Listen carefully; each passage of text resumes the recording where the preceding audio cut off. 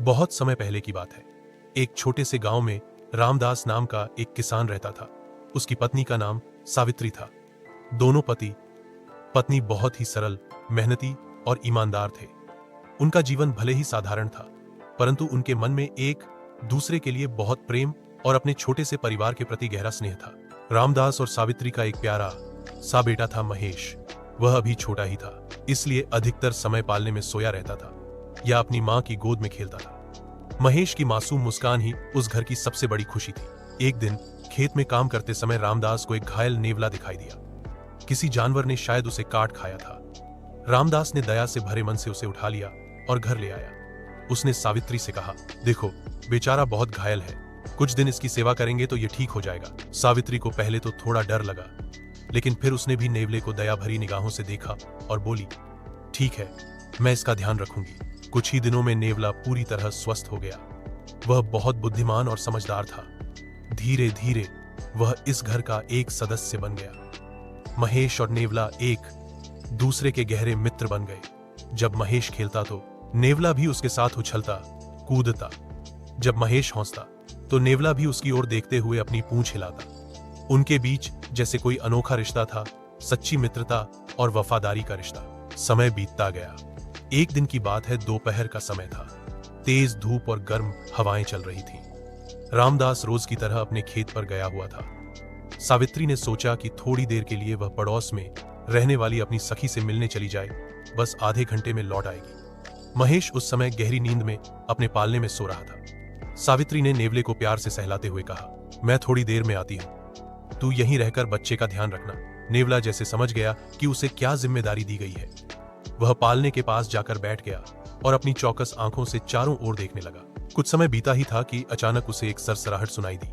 उसने देखा एक बड़ा काला सांप कमरे के कोने से रेंगता हुआ धीरे धीरे महेश के पालने की ओर बढ़ रहा था। उसकी दोनों फुफकारती जीभें बाहर निकल रही थी, मानो वह हमला करने ही वाला हो। नेवला तुरंत समझ गया कि यह सांप बच्चे के लिए जानलेवा हो सकता है। उसने बिना एक क्षण गंवाए छलांग लगाई और सांप की गर्दन दबोच ली। अब वहां भयानक संघर्ष शुरू हो गया। सांप ने फुफकारते हुए नेवले को अपने कुंडलों में जकड़ने की कोशिश की, लेकिन नेवला भी कम न था। वह अपनी पूरी ताकत से लड़ता रहा। कमरे में चीजें गिरने लगी, दीवारों पर खून के छींटे पड़ गए। अंत में नेवले ने अपनी तेज दांतों से सांप की गर्दन तोड़ दी। सांप मरा हुआ फर्श पर पड़ा था और नेवला खून से लथपथ थकर वहीं बैठ गया। थोड़ी देर बाद सावित्री लौट आई। जैसे ही वह घर के दरवाजे पर पहुंची, नेवला अपनी मालकिन का स्वागत करने दौड़ा। उसके मुंह से खून टपक रहा था।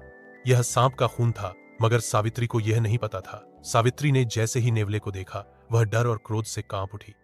उसके मन में सबसे पहला विचार आया, हे भगवान, इसने मेरे बेटे को मार डाला। वह पागलों की तरह चिल्लाई, धोखेबाज जानवर, तूने मेरे लाल को खा लिया। क्रोध में अंधी होकर उसने बरामदे में रखा एक भारी डंडा उठाया और नेवले के सिर पर पूरी ताकत से वार कर दिया। बेचारा नेवला एक चीख भी न निकाल सका और वहीं प्राण त्याग दिए। उसके बाद सावित्री भागी कमरे के अंदर पहुंची। उसका दिल धड़क रहा था, सांसें तेज थीं। उसने पालने में झांक कर देखा, महेश चैन से सो रहा था। उसकी सांसें शांत थीं, चेहरा खिल रहा था। सावित्री की आंखों से खुशी के आंसू निकल पड़े, लेकिन तभी उसकी नजर जमीन पर गई। एक बड़ा मरा हुआ सांप वहां पड़ा था। सावित्री की समझ में सब कुछ आ गया। उसके हाथ से डंडा गिर गया। वह वहीं जमीन पर बैठ गई और फूट फूट कर रोने लगी। उसकी आवाज कांप रही थी, हे भगवान, मैंने अपने वफादार रक्षक को मार डाला।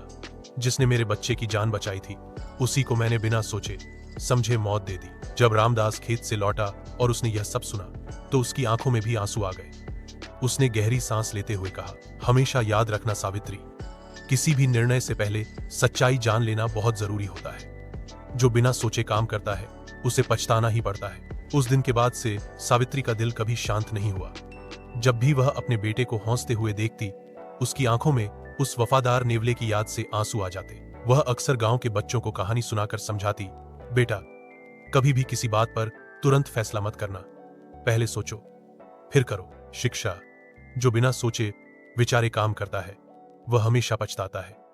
निर्णय करने से पहले सत्य को जानना बहुत आवश्यक है।